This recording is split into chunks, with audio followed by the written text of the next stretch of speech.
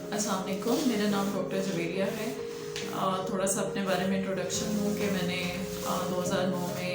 King Edward medical university से MBBS किया और उसके बाद म्यो हॉस्पिटल लाहौर से मैंने FCPS की ट्रेनिंग की इन जनरल मेडिसिन, और अब मैं as a consultant physician civil hospital Bahawalpur में काम कर रही हूँ। थोड़ा सा आपके साथ ज़ियाबतीस के हवाले से कि डायबिटीज़ मेलाइटस ये ज़ियाबतीस जिसको ज़बान आम में शुगर भी कहा जाता है, क्या है?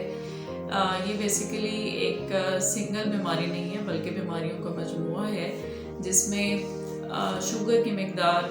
खून में ज़्यादा हो जाती है इंसुलिन की जुज़वी या मुकम्मल कमी की वजह से। इसकी 2 या 3 टाइप्स हैं, बल्कि इससे भी ज़्यादा है हमारी ज़बान में तो, लेकिन ज़बान आम में इसको आमतौर पे 2 टाइप्स से जाना जाता है। एक टाइप 1 डायबिटीज़ जो ज़्यादातर बच्चों में होती है जिसमें इंसुलिन की मुकम्मल कमी होती है, यानी लबलबा या पैंक्रियाज जो है वो इंसुलिन बिल्कुल नहीं बनाता। और एक टाइप 2 डायबिटीज़ होती है जिसको हम नॉन इंसुलिन डायबिटीज़ मेलाइटस कहते हैं, जिसमें इंसुलिन तो होती है लेकिन उसकी जो इस्तेमाल है वो प्रॉपर नहीं हो पाता। इसको हम इंसुलिन रेजिस्टेंस भी कहते हैं। इसका ताल्लुक ज़्यादातर मोटापे से होता है। इसकी अलामात जो होती हैं वो हम ज़्यादातर टाइप 2 डायबिटीज़ के बारे में बात करते हैं जब भी बात करते हैं, क्योंकि टाइप 1 डायबिटीज़ पाकिस्तान में बहुत ज़्यादा कम है, लेकिन हमारे पास जो ज़्यादा बर्डन है वो टाइप 2 डायबिटीज़ का है। शुरू में टाइप 2 डायबिटीज़ की कोई अलामत नहीं होती, बल्कि ज़्यादातर पेशेंट्स को हम आमतौर पर स्क्रीनिंग टेस्ट पे ही डायग्नोज करते हैं। लेकिन आमतौर यूजुअली अगर किसी को अलामात हों तो उसमें पेशाब का ज़्यादा आना और प्यास का ज़्यादा लगना या भूख का ज़्यादा लगना या फिर कोई ज़ख़म होना और वो फिर प्रॉपर्ली हील ना होना, ये कुछ अलामात हैं इसकी। और इसके अलावा जिसको हम कॉम्प्लिकेशंस कहते हैं उसके साथ भी पेशेंट जो है वो हमारे पास प्रेजेंट कर सकते हैं। पाकिस्तान में डायबिटीज़ का बर्डन बहुत ज़्यादा है। WHO के मुताबिक 9.6% पॉपुलेशन जो है वो हमारी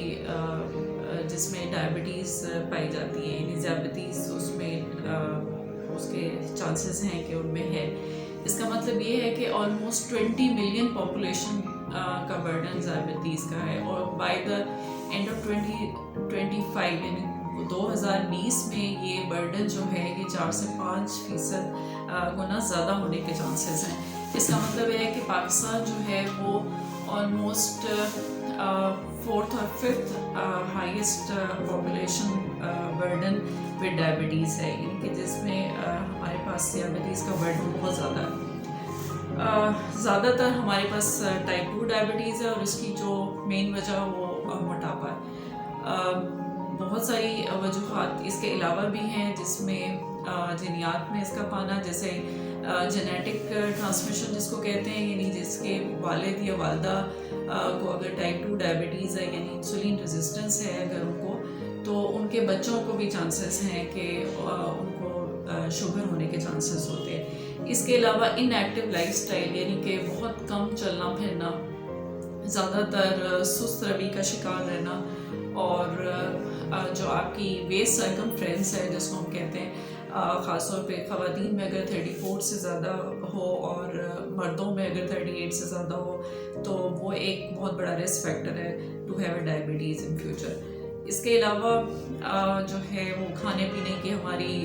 जो रूटीन है पाकिस्तान में, फॉर एग्ज़ाम्पल के फास्ट फूड का एक इवॉल्विंग जो ट्रेंड बनता जा रहा है। इसके अलावा हरीसे, निहारियाँ, पाए, ये सब चीज़ें जो हैं ये ख़ास तौर पे एक तो वेट गेन की तरफ लेके जाती हैं और दूसरा इंसुलिन रेजिस्टेंस का एक बहुत बड़ी वजह है। कौन कौन से टेस्ट हैं जिसकी वजह से आप डायबिटीज़ को डायग्नोज कर सकते हैं? उसमें एक फास्टिंग ब्लड शुगर है, यानी आपने अगर 8 घंटे की फास्टिंग के बाद अपना शुगर चेक करवाया और वो 126 मिलीग्राम पर डेसीलीटर से ज़्यादा हो, या खाने के 2 घंटे के बाद आपकी शुगर जो है वो 2 से ज़्यादा आ रही हो, या HbA1c जिसको हम कहते हैं कि 3 महीने का शुगर का रिकॉर्ड वो अगर 6.4 से ज़्यादा आ रहा हो, तो ये डायग्नोस्टिक पॉइंट्स हैं कि चांसेस हैं कि मरीज़ को शुगर है। लेकिन ये हम एक इंस्टेंस पे नहीं करते, बल्कि ये میں 2 ریڈنگز چاہیے ہوتی ہے، یا پھر اس کے ساتھ ایک ریڈنگ کے ساتھ اگر علامات مریض کو ہوں تو تب بھی ہم اس کو ڈائگنوز کر سکتے ہیں۔ وہ اگر کسی کو ڈائبٹیز ہو چکی ہے اور وہ کون کون سے ٹیسٹ ہیں جو ان کو ایئرلی یا ہاف ایئرلی بیس پہ یعنی 6 ماہ کے بعد کروانے چاہیے، اس میں آپ کی گردوں کے ٹیسٹ ہیں، پیشاب کا ٹیسٹ، ECG، کولیسٹرول اور HbA1c، یہ اور پردے کا آنکھ کے پردے کا ٹیسٹ، یہ ہر 6 ماہ کے بعد ہر شوگر کے مریض کو ضرور کروانا چاہیے تاکہ ہم دیکھ سکیں کہ شوگر کے ریلیٹڈ پیچیدگیاں تو ڈیولپ نہیں ہوئی ہیں۔ جو پیچیدگیاں شوگر کے ساتھ ریلیٹڈ ہیں، عام طور پہ جب ہمارے پاس مریض آتے ہیں شوگر کے ساتھ تو 4 سے 5 سال پہلے ان میں پیچیدگیاں ڈیولپ ہونا شروع ہو چکی ہوتی ہیں۔ تو ان میں جو زیادہ پیچیدگیاں وہ ہیں کہ نسوں کے اوپر شوگر کا اثر ہونا، جس کی وجہ سے ہاتھ پیر جو ہے وہ سن رہتے ہیں، یا پھر جلن کا محسوس ہونا ہوتا ہے، یا خوراک کی بدہضمی اس میں شامل ہے۔ اس کے علاوہ گردوں کا متاثر ہونے کی وجہ سے پیشاب میں چربی آنا شروع ہونا، اور اس کے ساتھ جو ہے پاؤں پہ سوجن آ جانا، اور آنکھ کے پردے کو جب شوگر متاثر کرتی ہے تو اس کی وجہ سے نظر بھی متاثر ہو سکتی ہے۔ اس کے علاوہ دل کی بیماریاں جس کو ہم کورونری آرٹری ڈیزیز کہتے ہیں، اس کے ساتھ بھی اس کی ایسوسیشن ہے، اور فالج کے اٹیک کا بھی شوگر کے مریضوں کو خطرہ ہوتا ہے، خاص طور پہ وہ پیشنٹس جن میں شوگر جو ہے وہ کنٹرول نہیں ہوتی ہے۔ ان کو ہم علاج کیسے کر سکتے ہیں؟ علاج صرف دوائی سے نہیں کرتے، شوگر کا علاج جو ہے وہ ایک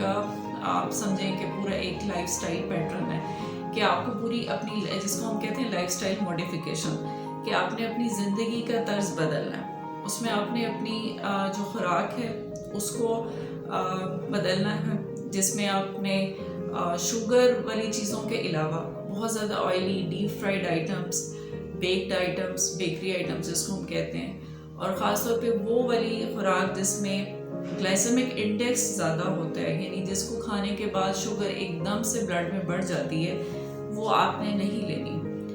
اور اس کے ساتھ ریگولر ایکسرسائز بھی جو ہم پیشنٹس کو ایڈوائز کرتے ہیں وہ یہ کہ 200 minutes a week at least, یعنی 200 منٹ ہفتے میں ضرور وہ ڈیوائڈ کر لیں آپ، چاہے آپ 30 یا 45 منٹس دن میں آپ برسک واک ضرور کریں۔ برسک واک کرنے سے انسولین کی جو ریکوائرمنٹ ہے وہ کم ہو جاتی ہے۔